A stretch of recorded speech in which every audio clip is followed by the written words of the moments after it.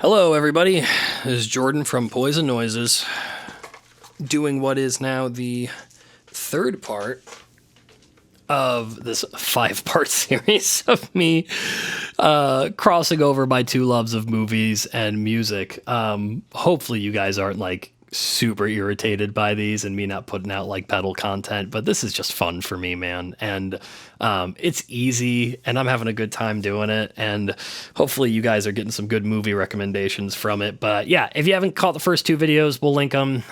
But the general idea of this is I'm doing like top 5 lists for different kinds of music movies. It started as like a way bigger list and I wanted to break it up into something a little more digestible.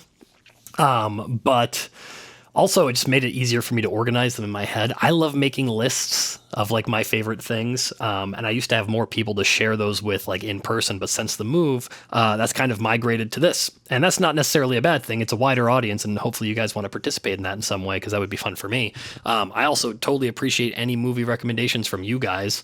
I watch a lot of them, and I never want to stop doing that. So if you can tell me what I should watch, where it's streaming, or if I can buy it physically, that's always better for me. I'd be really receptive to that information. So I don't know what I want to do for today's category. I got 3 left.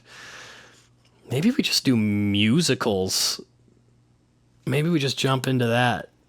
I know that's not going to be like one everybody wants to hear, but because you might not be into theater, but I think a lot of the ones I'm talking about are really, like I said, digestible. So maybe we do just do that. Yeah, let's do musicals. Before I jump in, I got to talk about the shirt. Always got to talk about the shirt. I'm running out, though, guys. Pretty soon it's just going to be band tees. This is one that was designed by Richard Oliver. He's in the Chasing Tone podcast. He also works for Wampler Pedals. I met him. If you saw the last video, he was actually with me when I bought that Anderton shirt, funny enough. But he's a really good dude, really good friend. I like talking to him about pedal stuff.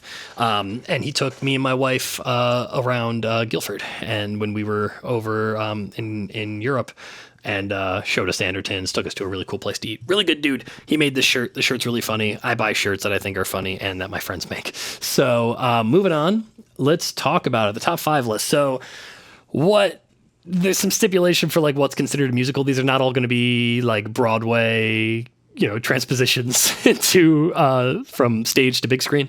Some of them are just gonna be movies that are like there's just music playing in it constantly to like tell the story. So like this first one was probably the most divisive one I had when I was divisive with myself when I was making this list. It is Yesterday. I own this one on 4K. I was really stoked when it came out on 4K, actually. The elevator pitch for this movie is just, what if one day a guy woke up and he was the only one that remembered the Beatles, which is a tremendous pitch for a movie. That's like something that I can't believe actually made it to a big screen, to be honest. And I wouldn't say it's like an independent film because it's not. I mean, it's got a really big production, but it's just like such a funny thing to make like a whole movie out of. It's like some like stupid thing my friends and I would have come up with at like 2:00 in the morning, and they do such a good job. They really do such a good job for it. So I call it a musical because the whole movie is just playing Beatles songs the entire time, and it's not the actual licensed Beatles music. It's this guy, like, what would anyone do if he luckily he's a musician. He knows how to play guitar. He pretends that he's the one who's writing all these songs and everyone thinks he's like the greatest songwriter in the world. And I just like that this movie's whole idea. Oh, there's sirens going outside my window. Hopefully those aren't super annoying. Good enough. So the whole idea of this movie is it's around the idea that even though the Beatles didn't play it, like the songwriting was just so good that anyone who could possibly play those songs like would be the greatest musician in the world. And it's got Ed Sheeran in it too, and he like plays himself in a really, really good way. Go watch that movie. If you're a Beatles fan, you'll love it more. If not, you'll think it's funny. Number 2 is a Broadway to big screen production, and that's Chicago. Catherine Zeta-Jones, was it Renee Zellweger and Richard Gere? I'm pretty sure that's who it is. I actually haven't seen it in a long time. Really, really good transition over from theater to cinema. And that's not an easy thing to do.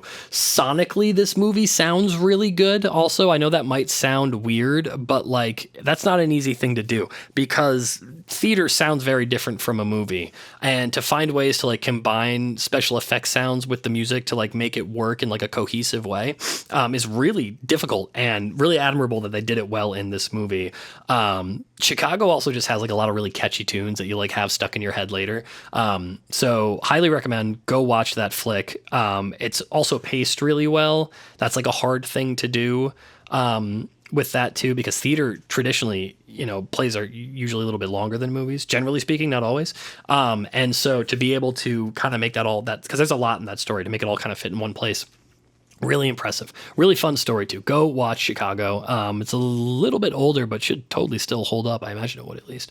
Number 3, I kind of tossed and turned over whether or not this one was a musical, but I woke up this morning. I was like, it is 100% a musical, and that is Jim Henson's Labyrinth. If you haven't seen Labyrinth, you are missing out. That is top 5 things David Bowie ever did, I think, in his career, and I might catch some flack for that, but holy crap, that movie is so good. I talked about it a little bit in my last video, or I'm sorry, it would have been the first video about the biopics, that I'm a pretty big, like, Muppets fan. Loved him since I was a little kid, and, like, David Bowie is just another one of those people, especially in the whole hair and makeup, where he just, like, so belongs with the Muppets in that movie. I mean, Dance Magic Dance by itself, Power of Voodoo, Hoodoo, You-Do is so good. So good. So good. Fun choreography. And it's just like, it's crazy to see like a movie that's, that old. It's like, I think it's early 80s, late 70s. No, it's definitely early 80s. And to see a movie like that and like how much coordination it must have taken for like all that puppeteering plus all that dancing, all that, like they didn't, it's not special effects in the computer generated sense. You know what I mean? It's all practical. Totally worth the watch. There's some parts of it that are definitely like they're testing the limits for like what's possible. Like it's not all that Jim Henson Creature Factory stuff. It's like there's like the part with the weird like monkey bird fire guys that are like obsessed with fire and burning things, where like they're taking their heads off and putting them on each other's bodies. If you see the movie, you know what I'm talking about. That's like so obviously green screened if you watch it in high resolution. I have this one on 4K, and it is, you're gonna hear me say I have this on 4K a lot. It's a nauseating phrase that I say to my friends all the time, similar to I have that on vinyl. But it's like so like that didn't translate well, and it's so fun to like watch practical effects stand the test of time, right? Because you're not worrying about what kind of technology they had for computer generated imaging back however many decades ago. So like, that movie looks really good. Anything John Carpenter ever did like looks really good, so just like that's a little piece of insider information. If you're looking into high resolution stuff, look for practical effects. Next is another Broadway to big screen production. I've never actually seen a Broadway play before, which is pretty crazy because like I lived in the city for a while and I like went to school in Manhattan.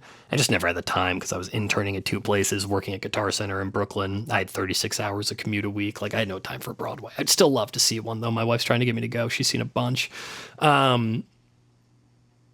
I digress. Little Shop of Horrors, if you haven't seen that, like the Rick Moranis movie, that is incredible. That doesn't do as good of a job in my personal opinion of doing like the transition from Broadway to silver screen.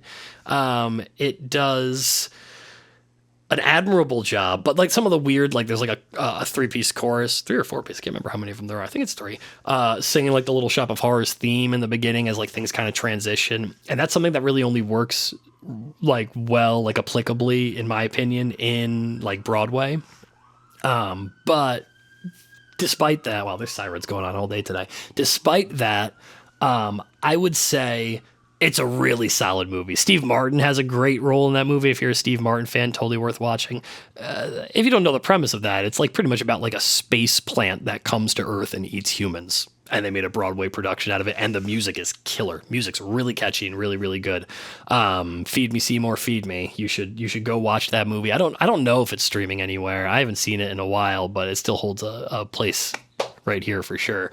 That's my number 2 spot. Number 1, I don't even think it's going to be controversial. I just think people don't understand how good this movie actually is. Mulan Rouge, like the turn of the century one, turn of the 20th to the 21st century one, not the black and white original one, which is also good, but like definitely won't hold up as well for a modern audience.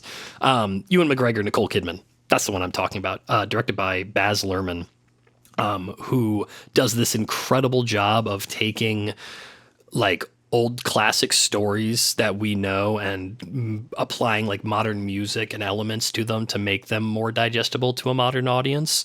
And that movie is the antithesis of that, in my opinion. I mean, his Romeo and Juliet is also very good.